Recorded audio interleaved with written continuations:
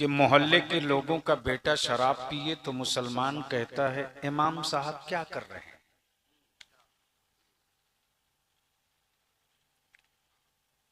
किसी का बेटा आवारा बन जाए तो मेरी कौम कहती है मौलाना लोग सिर्फ सोते और खाते हैं। मुल्क में मजहब इस्लाम पर कोई पत्थर मारे तो किसी यूनिवर्सिटी कॉलेज का प्रोफेसर निकल कर नहीं आता।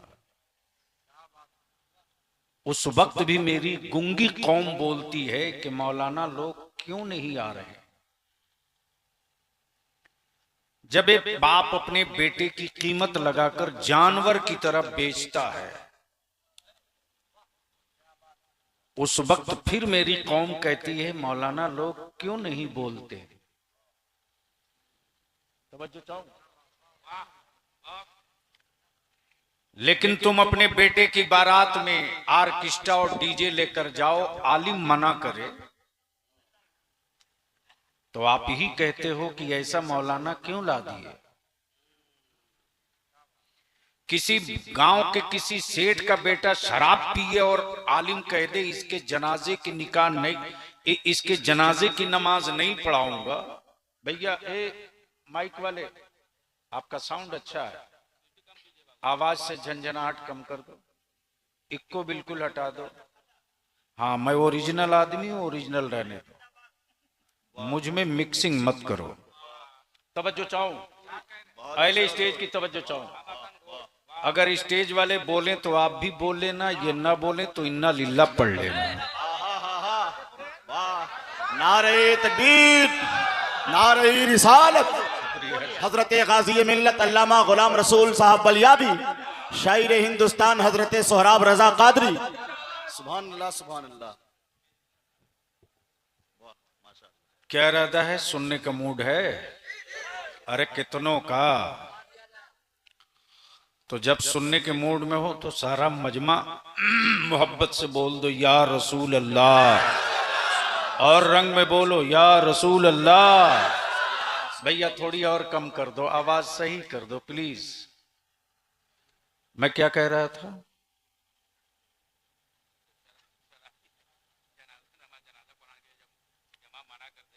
इमाम मना कर दे मैं जनाजा नहीं पढ़ाऊंगा तो मस्जिद का मुतवल्ली और सिगरेटी तड़ से कहता फिर नहीं पढ़ाएंगे तो बिस्तरा बांध लीजिए, हिसाब ले लीजिए। बोलो सही है कि गलत? अरे जोर से बोलो, जोर से बोलो, सही है कि गलत? मेरा आलिम बेचारा नहीं हुआ तो क्या हुआ? और जो कौम अपने मजहबी पेशवा को गुलाम के चश्मे से देखेगी उस कौम की जनरेशन और औलादों में कायद पैदा नहीं हो सकता। क़यादत पार्लियामेंट से नहीं निकलती है, क़यादत असेंबलियों से नहीं आती। क़यादत का चिराग तो मस्जिद नबवी से जला है। सुनोगे तो बोलूंगा, सुनोगे तो बोलूंगा, बोलोगे तो बोलूंगा। क़यादत का चिराग तो मस्जिद नबवी से जला है। आज लोग विदेश नीति पर बात करते, बलियाबी कहता है पूरी दुनिया के हुक्मरानों विदेश नीति तुम्हारी देन नहीं है, विदेश नीति देन है मेरे मुस्तफा के चहीते अमीरुल मोमिनीन फारूक आजम का। फारूक आजम ने बताया है कि एक मुल्क का दूसरे मुल्कों से रिश्ता कैसा होना चाहिए, एक मुल्क को दूसरे मुल्क की जरूरतों का कितना ख्याल रखना चाहिए, एक मुल्क का दूसरे मुल्क के मुसीबतों में कैसे मदद करनी चाहिए। लेकिन ये सारी गुफ्तगू उस वक्त की जाती है जहां इंसान के वजूद में जिंदगी हो। लाशों के बीच चीखने से सिर्फ इसके की दुआएं मैयत पढ़ लो काम हो जाए। उस लाशों के बीच चीखने से कहीं जिंदगी की चिंगारी नहीं निकलती। तो क्या इरादा है, सुनने का मूड है? कितने लोगों का? उठाए रखो, उठाए रखो। हाँ, स्टेज की क्या बात करेंगे, स्टेज तो स्टेज हैं। स्टेज वाले एक बार बोल दे धीरे से सुभान अल्लाह, नीचे कीजिए। मैं आपसे खुसूसी अपील करूंगा, सारे उलमा से, खास तौर से अइम्मा से, आप सब से। शायर इस्लाम मुहिब गिरामी सोहराब रजा कादरी की वालदा सख्त दलील है। दुआ फरमाएं रब्बे जुल जलाल उनकी वालदा को शिफाए कामिला आजिला अता फरमाए। और जो भी ईमान वाला बीमार परेशान है, अल्लाह सबकी परेशानियों को दूर फरमाए, शिफा अता फरमाए।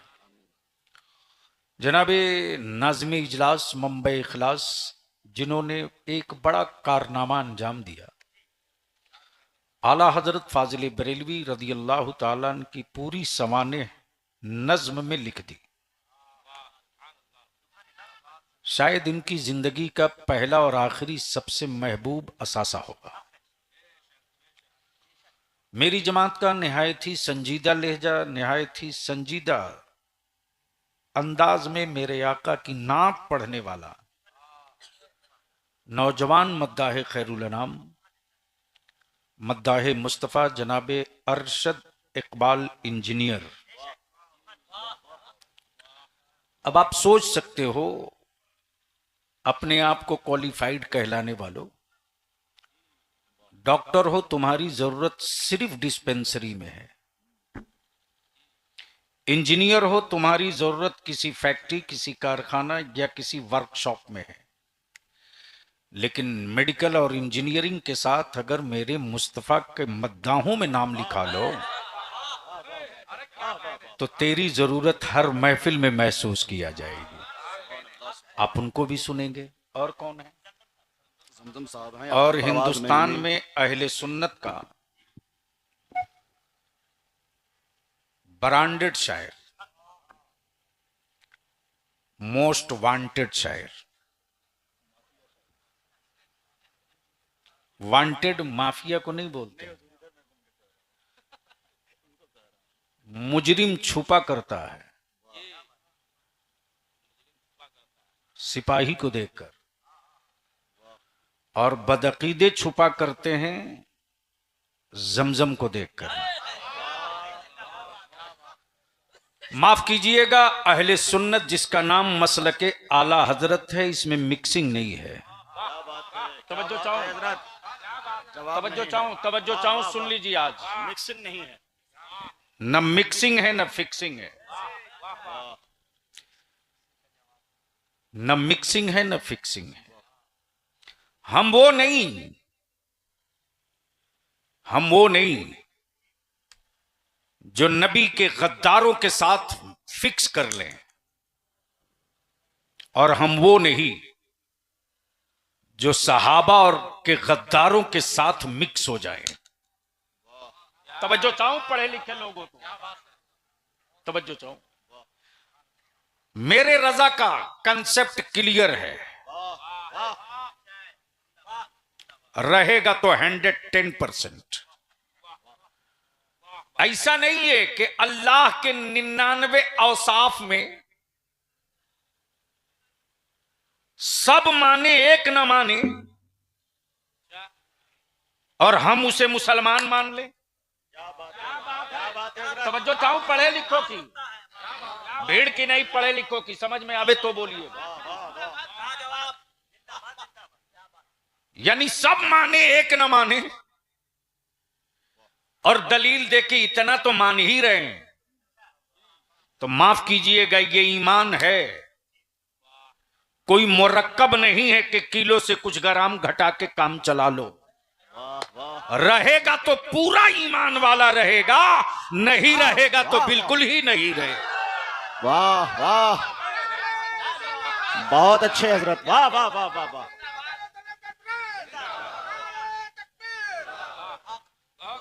इस्लाम का एक मेयार है, इस्लाम की एक कसौटी है, इस्लाम का एक दस्तूर है, और यह दस्तूर किसी मुल्ला ने नहीं बनाया है, यह दस्तूर मुहम्मदुर रसूलुल्लाह ने बनाया है। तवज्जो चाहूं, प्लीज बेटे जल्दी कीजिए। आधी रात बिता दी है इसी रेफ राइट में। यही सब काम करना हो तो बहुत सारे लोग हैं, इस काम को कर लेंगे। बलियावी जैसे निकम्मे को क्यों परेशान करते? मेरी जिंदगी में बहुत काम है। बोल दो मोहब्बत से। अरे बोलो यार, डरते क्यों हो? तवज्जो चाहूं, मैं क्या कह रहा था? मुकम्मल ईमान वाले हैं। वाह, बात हजरत कुछ आगे बढ़ गई थी। एक कानून है, एक दस्तूर है। अच्छा, एक बात ईमान से बताओ कि भारत के कानून और संविधान को जो ना माने वो भारत का वफादार होगा कि गद्दार? जोर से बोलो, वफादार होगा कि गद्दार? बोलो जोर से, भारत का वफादार होगा कि गद्दार? तो जो नबी के कानून को ना माने वो मुसलमान होगा कि नहीं? रहेगा। टोपी पहन ले तो, दाढ़ी रख ले तो, पीरी मोरीदी कर ले तो, खानकाह बना ले तो, नमाज पढ़ ले तो, क्यों?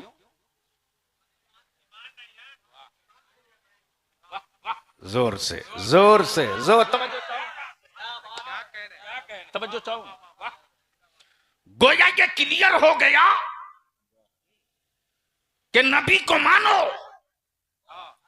अबू बकर को ना मानो, रसूल को मानो, फारूक आजम को ना मानो, मुस्तफा को मानो, मौला अली को ना मानो, हसनैन को मानो, उस्मान गनी को ना मानो, तो माफ करना इंडिया की नहीं, इंडिया की नहीं, खाने काबा में भी तू इमामत करेगा तो माफ करना, काबे की तरफ तो नियत कर लूंगा, तेरे पीछे नियत नहीं बात होगा। नारे तकबीर, नारे रिसालत, हजरत गाजी मिल्लत, शेर आला हजरत, अजमत मुस्तफा कॉन्फ्रेंस।